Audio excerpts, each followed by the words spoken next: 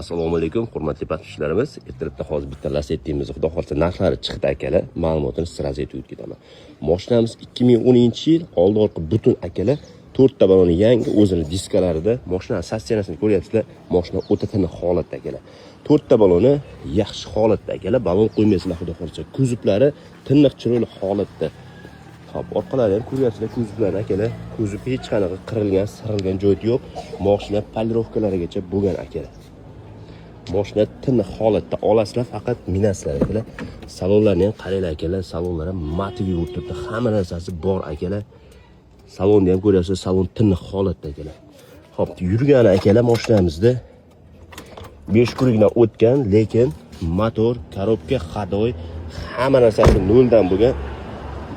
Bemalol ko'ngilni to'q qilib minsalaring bo'laveradi akalar. Hujjat keladigan bo'lsak, hujjat akalar, hujjat o'zimizda gendisaring, gen oldi sotilsa ham oldi sotdi bo'ladi, lubu hujjat bo'ladi akalar.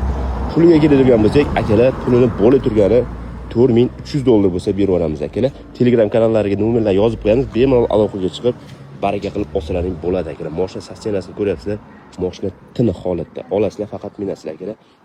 Yaxshi Lacetti olaman degan akalarga bu videoni tashlab qo'yasizlar. Telegram kanaliga o'tib bemalol baraka qilib olsalaring bo'laveradi akalar. Hammaga rahmat, salomat bo'linglar.